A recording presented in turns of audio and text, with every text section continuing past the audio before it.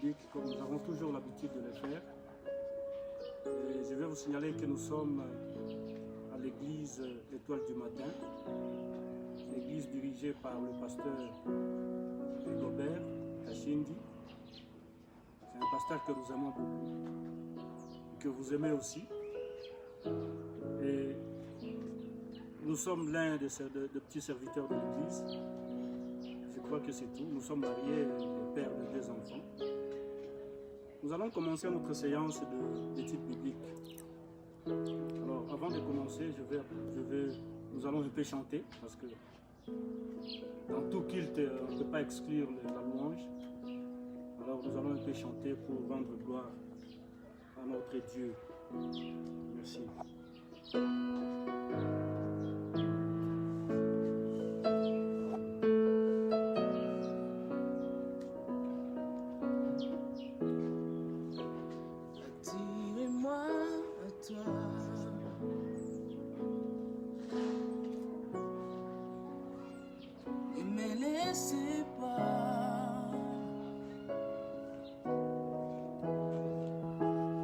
Je vais tout abandonner et restaurer notre amitié. Tu es mon désir.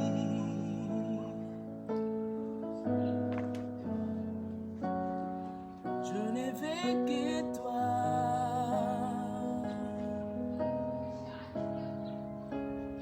Rien ne peut te remplacer. Dans tes bras je suis rassuré. Montre-moi la voie qui me ramène à toi. Oh, oh, tu es tout, tu es tout.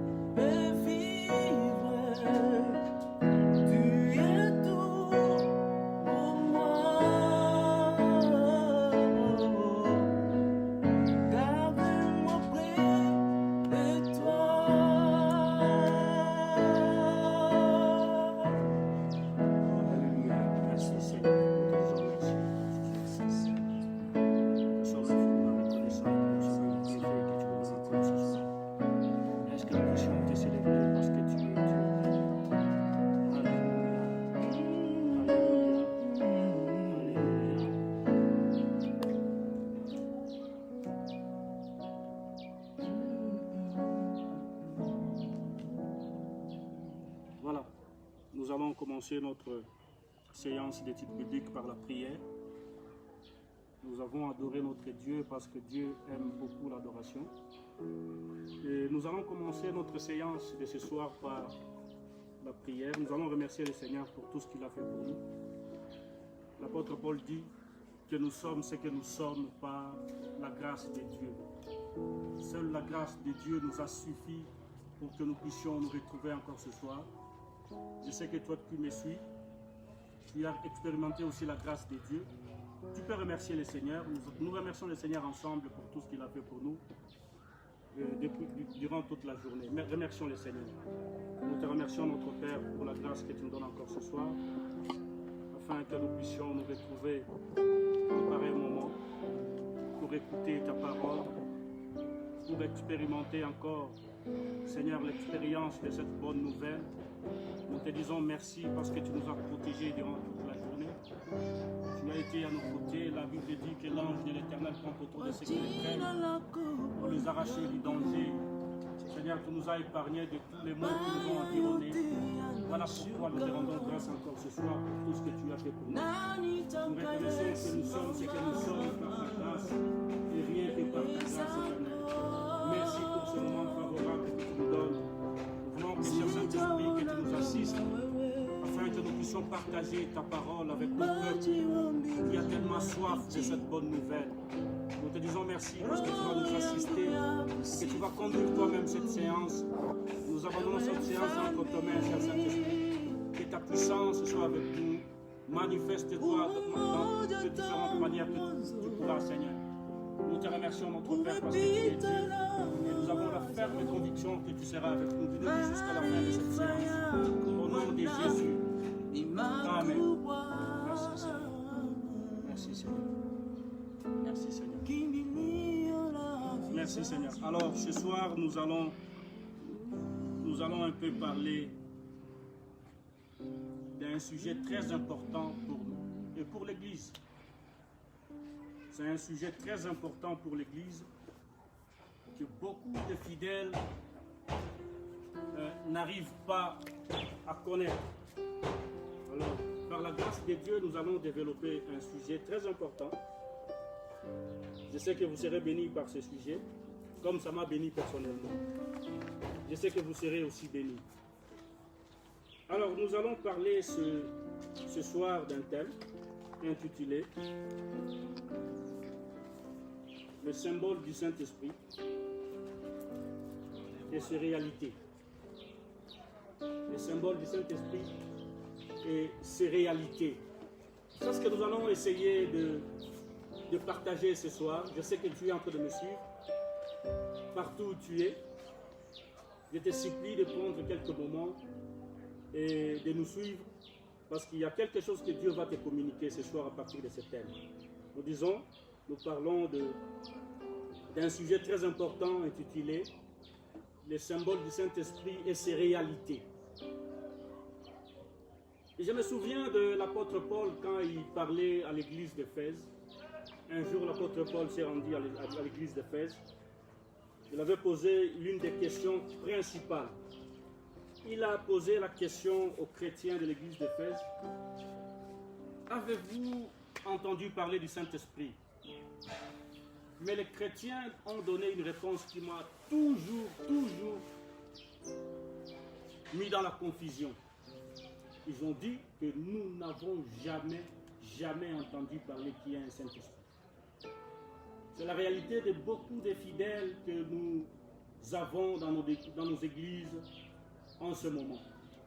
Il y a beaucoup de fidèles qui entendent parler du Saint-Esprit, mais ils ne savent pas qui est ce Saint-Esprit-là. À quoi ce Saint-Esprit nous sert à l'église? Qu'est-ce qu'il représente à l'église, le Saint-Esprit? Alors, voulant parler de ce thème important, Dieu m'a mis à cœur de partager avec vous ce thème, les symboles du Saint-Esprit et ses réalités. Alors, nous allons commencer par le premier symbole, bien qu'on ne pourra pas tout terminer, mais nous allons prendre juste 3 symboles que nous allons partager avec vous ce soir. Et le premier symbole que nous allons partager avec vous parle du bruit. Je sais que le bruit, ce n'est pas un symbole, mais c'est le vent. Mais ce bruit est produit par un vent. Le bruit est le produit de quelque chose. Pour notre cas, il s'agit bien du bruit produit par le vent, qui est le symbole du Saint-Esprit. Je dis bien le vent est le symbole du Saint-Esprit. Mais le vent produit un bruit. Et nous allons un peu commenter sur ce bruit-là produit par le vent, qui est le symbole du Saint-Esprit. Ce bruit doit être différencié des autres bruits, parce qu'il y a beaucoup de bruits que nous entendons dans ce monde, qui est différent du bruit qui a été entendu le jour de la Pentecôte. Le bruit qu'a produit le vent le jour de la Pentecôte. Le bruit que nous allons parler, c'est le bruit qu'a produit le vent le jour de la Pentecôte, qui est différent de tous les autres bruits que vous avez toujours entendus dans ce monde. Nous allons essayer de différencier le bruit de la Pentecôte des autres bruits. Le bruit de la Pentecôte, c'est un bruit qui est venu du ciel. Ça, c'est le premier élément que nous allons retenir. Nous retenons que le bruit de la Pentecôte, c'est un bruit qui est venu du ciel. Tandis que les autres bruits sont sont des bruits qui montent de la terre. Il y a des bruits qui montent de la terre. Il y a aussi des bruits qui montent des collines. Et la Bible nous le démontre dans Genèse 18, 20 à 21. Nous allons lire d'abord les trois types de bruits que nous allons partager. Nous disons que le bruit de la Pentecôte, il est venu du ciel. Tandis que les autres bruits, il y a des bruits des montagnes qui montent des collines. Il y a aussi les bruits qui montent de la terre. Voyons d'abord ce bruit de la Pentecôte que nous allons lire dans Actes chapitre 2 et au verset 1er jusqu'au verset 2. La Bible nous dit le jour de la Pentecôte, ils étaient tous ensemble dans le même lieu.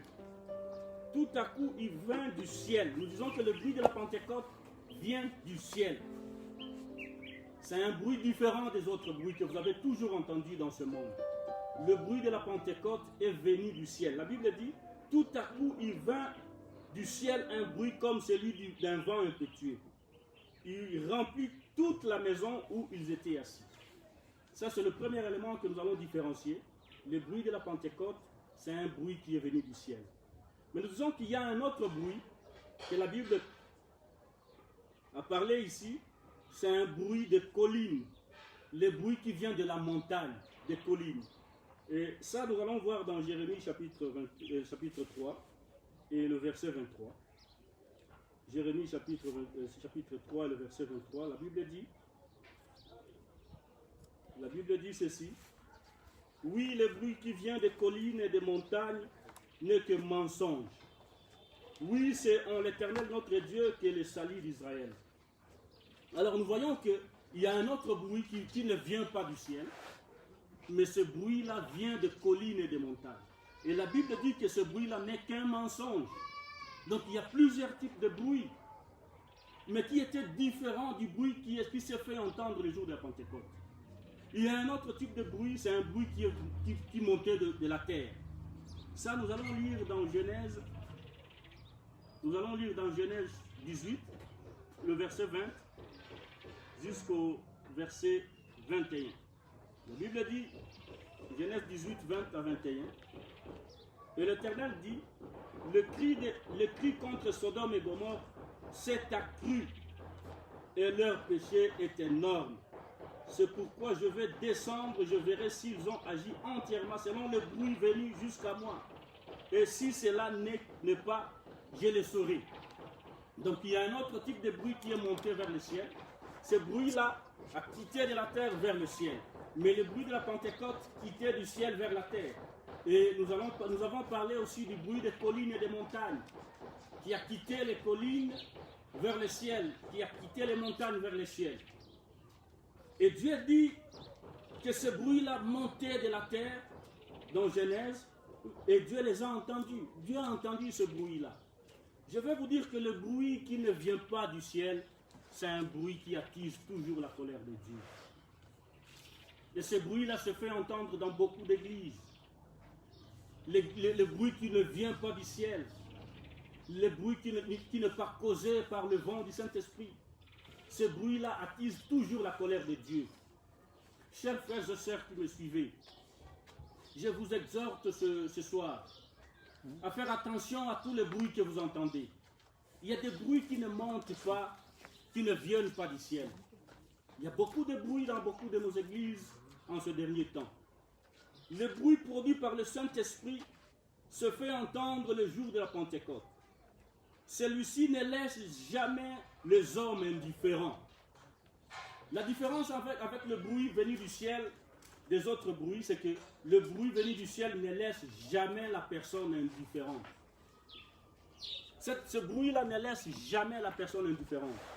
Il pousse toujours la personne à faire une action, le bruit venu du ciel. Ce bruit-là ne nous laisse jamais indifférents. Il nous pousse toujours à faire une action. On peut être timide, frousse, mais lorsque ce bruit se fait entendre, le bruit venant du ciel, on devient courageux.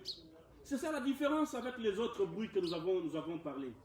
Le bruit venu du ciel ne laisse jamais la personne indifférente. Ça pousse toujours la personne à l'action. Ça amène le courage là où la timidité s'est installée. Quand vous entendez ce bruit-là, la personne est agitée, la personne est en action. Il y a beaucoup d'églises qui n'expérimentent pas le bruit venant du ciel. Nous voyons des gens timides, des gens qui n'arrivent pas à se lever. Dieu nous demande de nous lever et de bâtir. Dieu nous demande de nous lever, de nous emparer des âmes qui sont perdues. Et pourquoi on n'arrive pas à le faire? C'est parce qu'on n'a pas entendu ce bruit. On n'a pas expérimenté les bruits venant du ciel. La plupart de nos églises expérimentent les bruits des collines, les bruits des montagnes, les bruits qui montent de la terre vers le ciel. C'est le bruit qui est monté à Sodome et Gomorrhe. Et je vous ai dit que le bruit qui monte de la terre vers le ciel attise toujours la colère de Dieu. Et nous disons que le bruit de la Pentecôte, il y a des gens qui l'ont expérimenté. Nous allons prendre le cas de Pierre, qui était timide, qui était intimidé par une simple femme. Vous vous souvenez les jours où Jésus a été capturé? Pierre, qui suivait Jésus, a été intimidé par une femme. Mais le jour où Pierre a expérimenté le bruit de la Pentecôte, ce jour-là, Pierre était un autre Pierre. Pierre s'est tenu et il a parlé avec courage. Pierre parlait et tout le monde a entendu le message de Pierre. Et vous avez vu même le résultat que ce message a produit. Parce qu'il a expérimenté le bruit venant du ciel. Ce bruit possède une force d'attraction. C'est une autre caractéristique du bruit venant du ciel. Ce bruit possède une force d'attraction. C'est-à-dire, ce bruit attire. Différent des autres bruits. Le bruit venant du ciel attire. Écoute ce que la parole dit dans Actes chapitre 2 et le verset 1. Nous allons lire Actes chapitre 2. Chapitre 2, Actes. La Bible dit ceci. Tout à coup, au verset 2, il vint du ciel un bruit comme celui d'un vent impétueux. Et il remplit toute la maison où ils étaient assis. Des langues semblables à des langues de feu leur apparurent, séparées les unes des autres, et se posèrent sur chacun d'eux. Et ils furent tous remplis du Saint-Esprit, et se mirent à parler en d'autres langues, selon que l'Esprit leur donnait de s'exprimer. Or, il y avait en ce jour à Jérusalem des Juifs, hommes pieux de toutes les nations qui sont sous le ciel. Au bruit qui eut lieu, la multitude accourut. La multitude accourait où? À Jérusalem. Donc nous disons que le bruit de la Pentecôte, c'est un bruit d'attraction. Ça possède une force d'attraction. Ce bruit-là attire toujours. Dans beaucoup d'églises, on n'expérimente pas ce genre de bruit. Au lieu que ce bruit attire les hommes vers Dieu, nous voyons dans beaucoup d'églises le bruit des montagnes, le bruit des collines, le bruit qui monte de la terre. Ce bruit-là disperse. Regardez un peu dans votre église, vous qui me suivez, mon frère, ma soeur. Est-ce que vous avez déjà expérimenté le bruit de la Pentecôte? Au lieu que le peuple afflue vers Dieu dans nos églises, nous voyons des gens quitter nos églises et même des gens rester de païens. Quelqu'un qui était fidèle à l'église, quelqu'un qui croyait à Dieu, quelqu'un qui a accepté de suivre Christ. Une fois entré à l'église, il a vu des choses qui se passent à l'église et la personne s'est décidée de quitter l'église. Pourquoi? Parce qu'il n'y a pas le bruit de la Pentecôte. Le bruit de la Pentecôte possède une force d'attraction. Ça attire toujours les gens. Ça attire toujours les gens. La Bible dit au verset que nous avons lu, au bruit qui eut lieu, la multitude a couru. La multitude a couru. Et la multitude a couru où? À Jérusalem.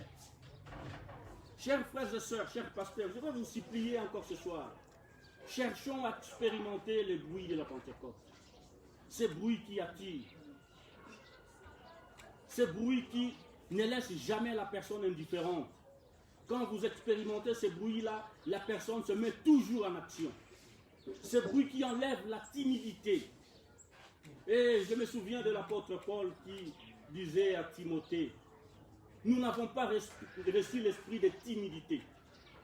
L'apôtre Paul était en train de dire à Timothée, nous n'avons pas reçu l'esprit de timidité. Quand nous expérimentons le bruit de la Pentecôte, ça dégage la timidité dans l'homme et ça pousse toujours la personne à faire une action. Cherchons à expérimenter le bruit de la Pentecôte. il engendre la surprise. Ce bruit-là engendre toujours la surprise et l'étonnement. Le bruit de la Pentecôte se caractérise par différentes caractéristiques. Nous disons que c'est un bruit qui a une force d'attraction, ça attire. Nous disons que ce bruit-là vient du ciel. Nous disons que ce bruit-là ne laisse jamais la personne indifférente. Et nous ajoutons en disant que ce bruit-là engendre toujours la surprise et l'étonnement. Nous allons essayer de lire dans Actes 2, 7. Ils étaient tous dans l'étonnement et la surprise. La Bible dit ils étaient tous dans l'étonnement et la surprise. Dans une église qui a expérimenté le bruit de la Pentecôte, les gens s'étonnent toujours, surtout les nouveaux venus. Quand ils arrivent, ils voient la manière dont les gens organisent leur culte. Ils sont étonnés. Quand ils expérimentent l'amour qui est dans l'église, les gens sont étonnés. Ils sont surpris de voir ce qu'ils ne voyaient pas à l'extérieur. Mais ce n'est pas le cas aujourd'hui dans nos églises.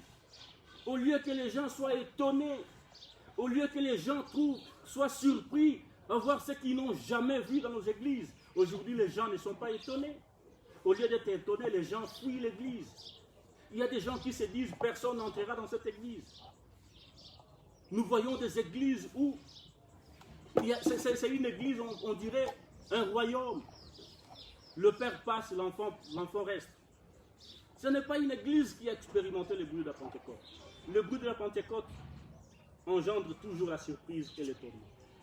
Et nous disons aussi que le bruit de la Pentecôte amène la confusion. Ça amène toujours la confusion parmi les hommes. Nous allons essayer de lire dans le même verset 7. Ils étaient tous dans l'étonnement et la surprise. Et ils se disaient les uns les autres, voici ces gens qui parlent, ne sont-ils pas des Galiléens? Alors, lisons un peu le verset 6. Au bruit qui eut lieu, la multitude a couru et elle fut confondue. Cette multitude fut confondue. Donc nous disons que le bruit de la Pentecôte amène toujours la confusion. Quand vous entrez dans une église qui a expérimenté le bruit de la Pentecôte, la personne reste toujours confuse. Toujours confuse.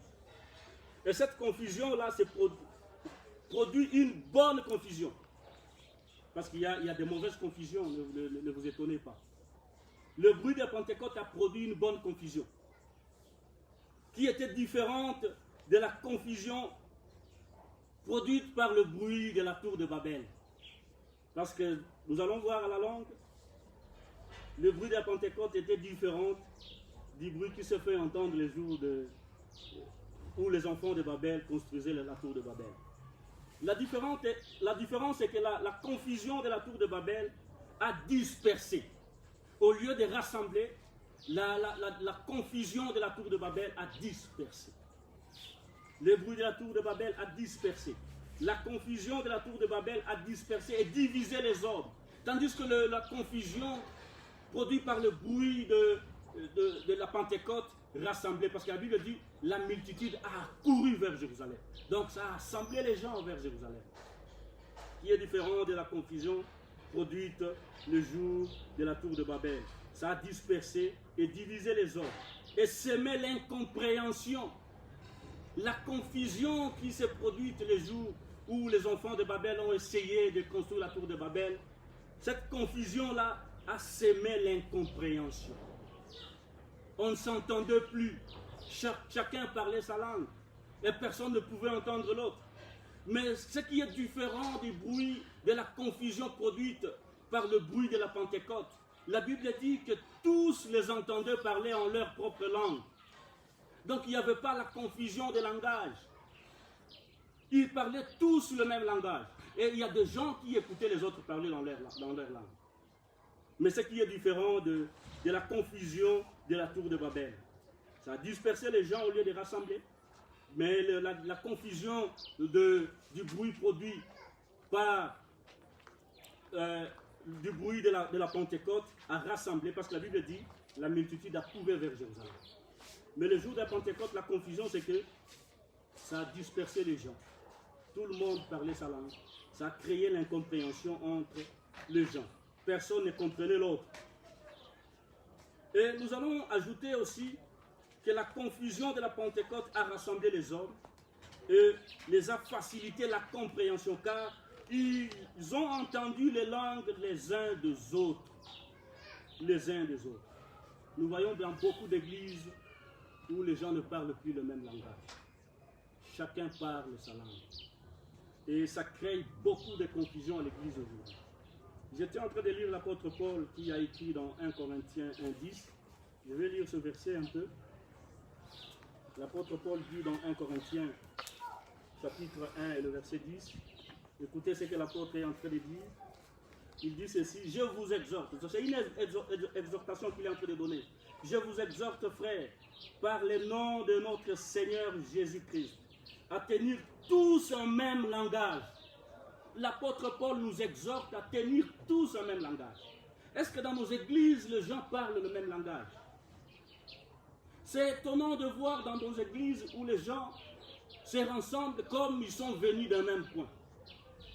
Ils ne veulent que parler leur langue. Ils ne veulent pas que les autres entendent ce qu'ils sont en train de faire. Ce n'est pas une église qui a expérimenté le bruit de la Pentecôte. Parce que la confusion qu'a créé le bruit de la Pentecôte a rassemblé les gens. Les gens parlaient, chacun entendait l'autre parler dans sa langue maternelle. Ce n'est pas le cas dans nos églises, où il y a des divisions. Au lieu de rassembler, on voit des gens se diviser. Et je vais vous supplier, chers frères et sœurs qui me suivez en ce moment, essayez de voir dans vos églises. Si vous voyez que ces genres d'histoires se produisent, sachez que dans cette église, les gens n'ont pas expérimenté le bruit de la Pentecôte. Vous êtes dans une mauvaise confusion. Parce que la confusion créée par le bruit de la Pentecôte a rassemblé au lieu de diviser. Nous voyons des divisions à l'église. Et l'apôtre Paul dit dans Romains 16, 17 qu'il faut prendre garde à ce qui cause des divisions. Prenez garde à ce qui cause des divisions. Si vous voyez que dans votre église, il y a des divisions, sachez qu'il n'y a pas le bruit de la Pentecôte. Les gens n'ont pas expérimenté le bruit de la Pentecôte. Et chose pire encore, qu'on soit pasteur qui n'a pas expérimenté le bruit de la Pentecôte, tu vas créer la division à l'église. Nous voyons des pasteurs qui créent des divisions. Au lieu de rassembler les fidèles, ils créent des divisions. Pourquoi choisir quelqu'un de ton coin? Pourquoi? Le bruit de la Pentecôte ne crée jamais ce genre de confusion. Ça rassemble toujours les gens. Il faut toujours rassembler. Lorsqu'on a expérimenté le bruit de la Pentecôte, ça crée la confusion, la bonne confusion, qui est celle de rassembler les gens, au lieu de diviser. Les gens parlent un même langage. Il n'y a pas l'incompréhension. C'est qu'on ne voit pas dans beaucoup d'églises ce soir. Il y a beaucoup d'incompréhension. Le pasteur parle sa langue. Les anciens parlent leur langue. Les fidèles n'en parlent pas, ils parlent leur langue. Ça, ce n'est pas une église qui a expérimenté le bruit de la Pentecôte. Chers frères et sœurs, je vous supplie encore ce soir, cherchez à expérimenter le bruit de la Pentecôte. Ce bruit-là crée une bonne confusion. Ça rassemble les gens. La confusion de la tour de Babel a amené la division et l'incompréhension linguistique. Tandis que la confusion créée par le bruit de la Pentecôte a rassemblé et n'a pas créé l'incompréhension. Alors nous allons nous demander ce soir, est-ce que dans nos églises, nous avons entendu le bruit de la Pentecôte? Ou c'est un autre type de bruit, le bruit des collines, qui n'est que mensonge, qui se fait entendre dans nos églises? Est-ce que nous avons entendu le bruit de la Pentecôte dans nos églises? Ou nous entendons le bruit de la tour de Babel? Ce bruit qui a créé la confusion, la mauvaise confusion, qui a dispersé et qui a créé l'incompréhension. Chers frères et sœurs, je voulais que nous puissions parler de ce point très important. Le vent, qui est le symbole du Saint-Esprit, a produit un bruit. Et nous venons de voir les caractéristiques du bruit de la Pentecôte. Et nous avons vu que, à partir de ces caractéristiques-là, nous pouvons nous-mêmes juger nos églises. Regardez dans vos églises. Regardons dans nos églises. Est-ce que nous avons expérimenté le bruit de la Pentecôte? Pose-toi la question. Essaie de regarder comment ça marche dans ton église. J'essaie de regarder comment ça marche dans mon église. Est-ce que nous avons expérimenté le bruit de la Pentecôte? Le deuxième symbole du Saint-Esprit que nous allons voir très vite, c'est le feu. Nous allons voir le feu. Dans Actes 2, 3, la Bible dit, Actes 2, 3, nous allons lire vite. parce que nous courons derrière le temps. Acte 2, 3, la Bible dit, des langues semblables à des langues de feu leur apparurent, séparées les unes des autres et se posèrent sur chacun d'eux. Le deuxième symbole que nous allons un peu partager ce soir, c'est le feu.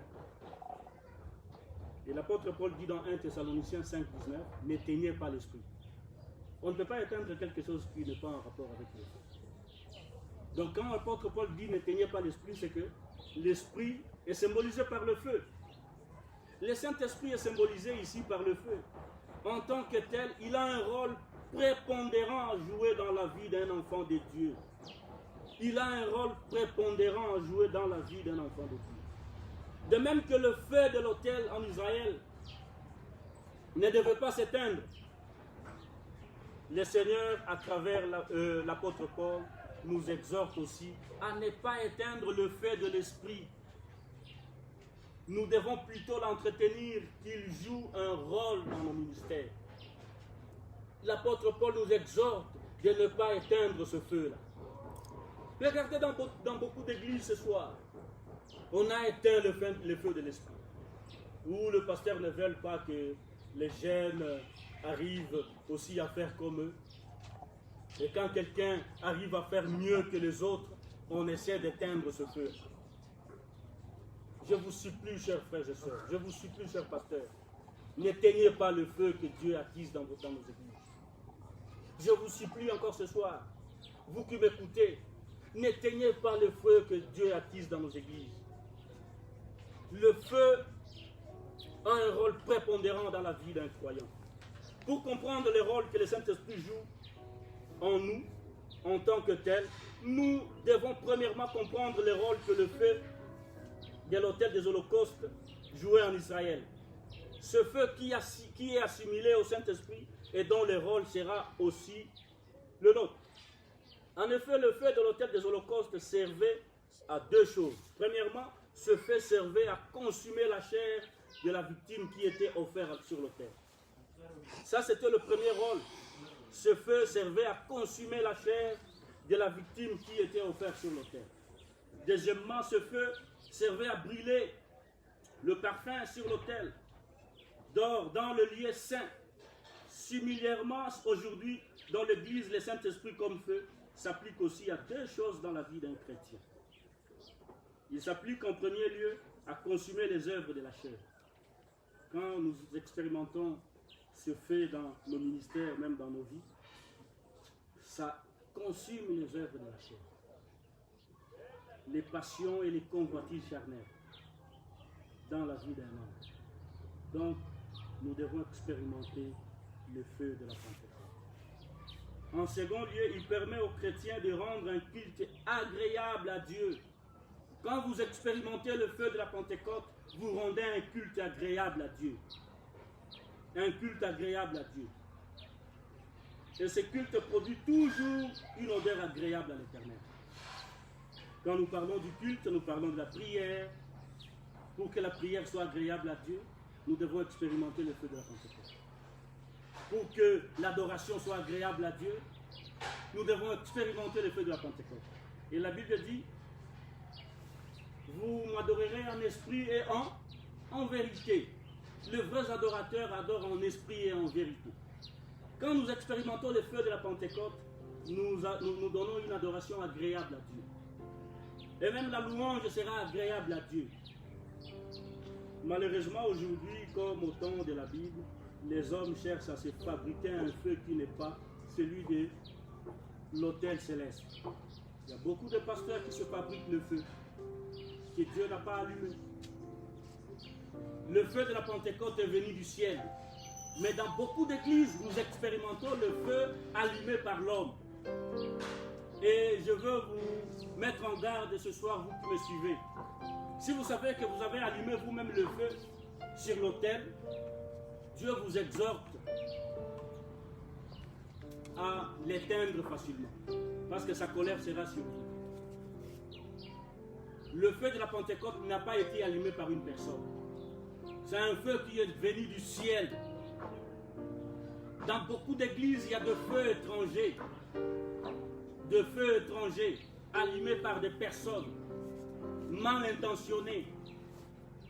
Et Dieu est en train de vous regarder.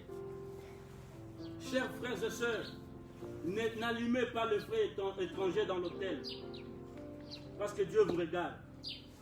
Le feu de la Pentecôte est venu du ciel. Et nous avons vu qu'il y a 2 personnes qui ont essayé d'amener un feu étranger à l'autel. Et nous allons voir quelle a été la sanction de Dieu à ces 2 personnes. Essayons de voir rapidement. Il y a 2 individus qui ont essayé d'amener un feu étranger à l'autel. Et Dieu a sanctionné directement. Dieu ne tardera pas à te sanctionner, toi, pasteur et frères et sœurs qui me suivez. N'essayez pas d'amener un feu étranger à l'autel. Parce que nous expérimentons en ces derniers temps beaucoup de feux étrangers à l'autel. Un feu qui n'a pas été attisé par Dieu. Mais ce sont les hommes qui se sont convenus et ils ont attisé ce feu-là. Dieu est en train de vous regarder. Lévitique 10, 1 à 2. La Bible dit, les fils d'Aaron, Nadab et Abihu, prirent chacun un brasier, ils mirent du feu et posèrent du parfum dessus. Ils apportèrent devant l'Éternel du feu étranger, ce qui ne leur avait point ordonné. Alors le feu sortit de devant l'Éternel et les consumant, ils mourirent devant l'Éternel. Dieu vous met en garde, cher pasteur. Dieu vous met en garde ce soir, chers chrétiens. N'essayez pas d'amener un feu étranger à l'autel de Dieu. Ça, nous le voyons dans beaucoup d'églises. Dans beaucoup d'églises, il y a un feu étranger. Je vais vous surprendre, il y a même des pasteurs qui prennent des histoires à côté pour attirer des fidèles à l'église. Ils prennent des choses au marabout, ils s'en vont au marabout, ils cherchent des trucs pour que les églises soient remplies. Ça, c'est un feu étranger, cher pasteur. Dieu te voit, Dieu te voit. Regarde ce qui est arrivé à nos 2 frères ici. Ils ont amené un feu étranger à l'autel. Dieu n'a pas tardé. Le même feu les a consumés. Ce que tu crées là, ce que tu amènes à l'autel de Dieu, te consumera un jour. Parce que Dieu on ne se moque pas de Dieu. On ne se moque pas de Dieu. N'amenez pas un feu étranger à l'autel de Dieu. Parce que Dieu ne tardera pas à réagir. Alors nous allons voir l'autel dont on se sert, mais le feu. Ce feu étranger peut être l'esprit du monde, l'intelligence humaine. Il y a des gens qui utilisent leur intelligence dans l'œuvre de Dieu. Au lieu de consulter le Saint-Esprit, ils utilisent leur intelligence. C'est un feu étranger. Les ailes amères, c'est un feu étranger. La motivation charnelle, c'est un feu étranger. Il y a des gens qui créent des églises pour leur propre vente. Ils n'ont aucune révélation de Dieu pour la création de l'église. Parce qu'il a envie de créer une église, il crée une église. Tu vas amener le feu étranger à l'autel de Dieu. Dieu ne tardera pas, cher frère. Il ne tardera pas. Le même feu que tu attises à l'autel de Dieu te consumera un jour. Parce que Dieu n'est pas un homme. Il n'est pas un homme. Pour ne pas éteindre le feu de Dieu, il faut avoir du bois. Nous savons sur le naturel que pour que le feu continue à s'allumer, il faut toujours le bois. Il faut toujours le bois. Alors pour ne pas éteindre le feu de Dieu, il faut toujours le bois. Lisons un peu Proverbe 26. Lisons un peu Proverbe 26. Proverbe 26. Et le verset 20 à 21. Lisons ce que la Bible nous dit. Proverbe 26. Allons vite. Nous sommes presque à la fin de notre mission, de notre séance. Alors, nous lisons le verset 20 à 21. La Bible dit ceci. Faute de bois, le feu s'éteint. Et quand il n'y a point de rapporteur, la querelle s'apaise. Le charbon produit un brasier et le bois du feu. Ainsi un homme querelleur échauffe une dispute. Faute de bois, le feu s'éteint.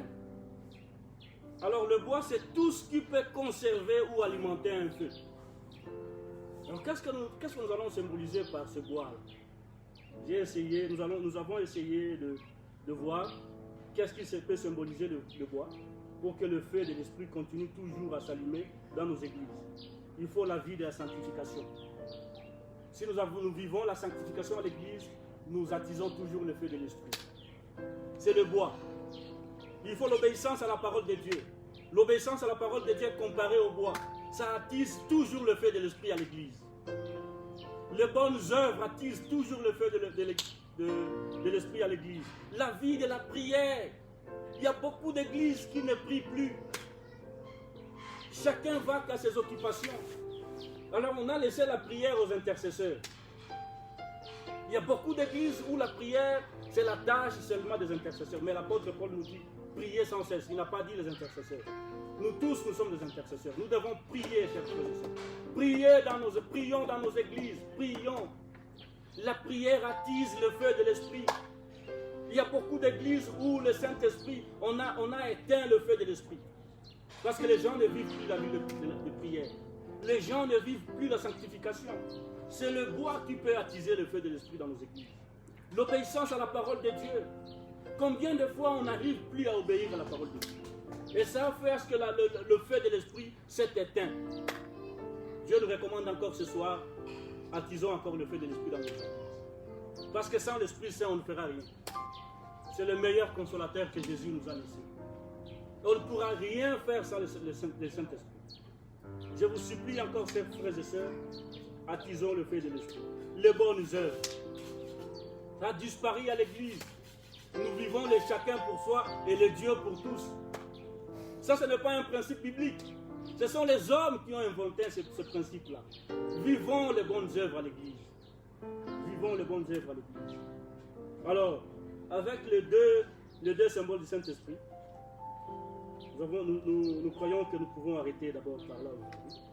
Prochainement, si nous aurons le temps, si Dieu nous prête vie, nous allons continuer avec d'autres symboles. Mais je crois que vous avez retenu quelque chose sur le bruit de la Pentecôte. Nous avons différencié le bruit de la Pentecôte des autres bruits. Disons que le bruit de la Pentecôte possède une force d'attraction. Si on n'arrive pas à expérimenter l'afflux de fidèles dans nos églises, c'est parce qu'on n'a pas expérimenté le bruit de la Pentecôte. Le bruit de la Pentecôte attire. S'il n'y a pas de surprise, d'étonnement dans nos églises, les gens ne s'étonnent plus. Tout ce qui se fait à l'extérieur de l'église se fait aussi dans nos églises. Il n'y a plus d'étonnement, il n'y a plus de surprise. Pourquoi? Parce qu'on n'a pas expérimenté le bruit de la Pentecôte. Dieu nous interpelle encore ce soir. Expérimentons le bruit de la Pentecôte. Expérimentons le bruit de la Pentecôte. Le bruit de la Pentecôte amène toujours la confusion. Mais nous avons dit la bonne confusion. La confusion qui rassemble. Ce n'est pas la confusion qui disperse. La confusion qui amène les gens à parler toujours en même langage. Ce n'est pas la confusion qui se fait entendre le jour pendant la tour de Babel. Où les gens, personne n'entendait l'autre. Il y a eu une confusion de langage. Mais quand nous expérimentons le bruit de la Pentecôte, nous parlons un même langage. Avec ce thème, nous allons prier. Prions un peu. Prions. Parce que Dieu n'a pas amené sa parole pour rien. Toi qui m'as suivi, essaye de baisser ta tête, nous allons prier ensemble. La première prière que nous allons faire en ce moment, demandons pardon à Dieu. Parce qu'on n'arrive plus à obéir à la parole de Dieu. Essayons de demander pardon à Dieu. Seigneur, nous nous sommes trompés longtemps. On était loin de ta volonté. Nous te demandons pardon. On ne savait pas ce que représentait le Saint-Esprit pour nous. Essaye de demander pardon, mon frère. Essaye de demander pardon, ma soeur. Dis au Seigneur, nous avons longtemps négligé le Saint-Esprit. Alors que c'est lui le moteur même de la vie chrétienne. C'est lui le moteur du ministère chrétien. C'est lui le moteur de toute l'Église. C'est le Saint-Esprit. Essayons de demander pardon. Seigneur, nous te disons merci pour ce moment favorable que tu nous as donné ce soir. Nous te supplions, Seigneur, de nous pardonner. Parce que nous sommes allés loin de tes commandements, Seigneur. Tu nous as dit que tu nous enverrais un consolateur. Celui qui nous conduira dans toute la vérité, Seigneur. Nous te supplions parce que nous avons mis les consolateurs à côté. Et nous avons essayé d'utiliser nos feux étrangers à la terre. Nous avons essayé de faire de n'importe quoi dans nos vies chrétiennes. Nous te demandons pardon, Seigneur. Pardonne nos fautes, nos iniquités, Seigneur. Nous te supplions, Père, tendre Père, de nous pardonner encore ce soir. Tu es le Dieu qui pardonne. Tu as dit dans ta parole que tu es le miséricordieux et compatissant. Tu es dans la colère et riche en bonté, Seigneur. Toi, tu ne contestes pas toujours, Éternel. Tu as dit que si nous confessons nos péchés, tu es fidèle et juste pour nous les pardonner, pour nous purifier de toute iniquité, Seigneur. Nous avons vraiment péché contre toi parce que nous avons négligé la personne du Saint-Esprit alors que c'est lui le moteur de la vie chrétienne. Sans le moteur, la voiture ne peut pas marcher, ne peut pas rouler, Seigneur. Voilà pourquoi, Seigneur, tu nous as parlé ce soir. Nous te demandons pardon, Seigneur. Nous te demandons pardon, Père éternel. Merci pour la grâce du pardon. Nous te disons merci encore. Alléluia. Nous te disons merci. Pour la grâce du pardon que tu nous as fait. Alors nous allons prier encore, chers frères et sœurs. La parole a été claire pour nous. Ce n'est pas ce que Dieu veut que nous expérimentons dans nos églises. Beaucoup de confusion, de mauvaises confusions dans nos églises aujourd'hui. Les divisions partout. Les serviteurs ne s'entendent pas. Chers serviteurs, je te supplie ce soir, après avoir écouté cette parole, demande à Dieu de te pardonner. Et demande à Dieu de te donner une bonne orientation. Demande à Dieu que tu expérimentes le bruit de la Pentecôte. Demande à Dieu que tu expérimentes le feu de la Pentecôte. Sans le feu et le bruit de la Pentecôte, tu ne peux rien dans ton église. Pourquoi des divisions dans ton église? Pourquoi les mésententes dans ton église? Pourquoi il n'y a pas d'étonnement dans ton église? Pourquoi les gens ne s'étonnent pas?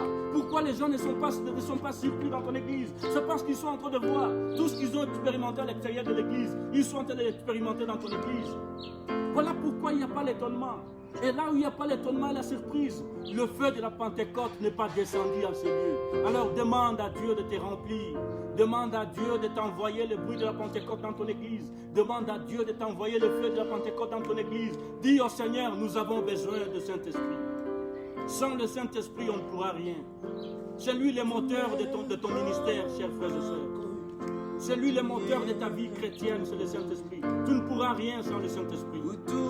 Demande à Dieu de te remplir du Saint-Esprit. Nous avons parlé le dimanche. Dieu nous a demandé d'écouter Jésus. Dieu nous a demandé d'écouter Jésus. Et nous avons dit que celui qui n'est pas rempli du Saint-Esprit ne peut jamais écouter Jésus. Demande à Dieu de te remplir du Saint-Esprit. Demande à Dieu qui t'envoie ce consolateur, qui va te permettre d'écouter Jésus. Seigneur, nous te remercions parce que tu es Dieu. Tu nous aimes, voilà pourquoi tu nous as envoyé ta parole. Nous voulons que, Seigneur, tu nous envoies le bruit de la Pentecôte de nos ministères. Que nous puissions entendre ce bruit, Seigneur. Ce bruit venant du ciel, pas le bruit des collines et des montagnes. Nous ne voulons pas le bruit qui vient de la terre. Que nous voulons expérimenter le bruit de la Pentecôte. Nous voulons expérimenter le feu de la Pentecôte. Seigneur, nous te supplions d'envoyer le feu de la Pentecôte dans nos églises qui sont mortes, éternelles. Sans le Saint-Esprit dans nos églises, nous sommes des églises mortes, éternelles. Parce que c'est celui qui produit la vie dans la vie d'un chrétien. Celui qui amène la vie dans une église. Combien d'églises sont mortes, Seigneur, parce qu'on a négligé la présence du Saint-Esprit. On a négligé le feu d'un Pentecôte. On a négligé d'entendre le bruit d'un Pentecôte. Voilà pourquoi, Seigneur, la plupart de nos églises sont mortes, éternelles. Nous te supplions de nous envoyer le Saint-Esprit pour ranimer encore nos églises éternelles, pour ranimer encore nos ministères, pour ranimer encore nos pasteurs, pour ranimer encore nos fidèles. Seigneur, nous te supplions de nous envoyer le Saint-Esprit. Nous avons entendu que quand nous expérimentons le bruit de la Pentecôte, ce bruit ne laisse jamais la personne indifférente. Ce bruit pousse toujours la personne, Seigneur, à l'action. Envoie-nous, Seigneur, le feu de la Pentecôte, afin que nous puissions nous tenir comme Pierre qui s'est tenu devant une multitude pour proclamer, Seigneur, la bonne nouvelle. Seigneur, envoie-nous le feu de la Pentecôte. Nous te disons merci, Seigneur, parce que tu es notre Dieu. Nous te remercions parce que tu nous aimes tant, Seigneur. Merci pour ce moment fabuleux.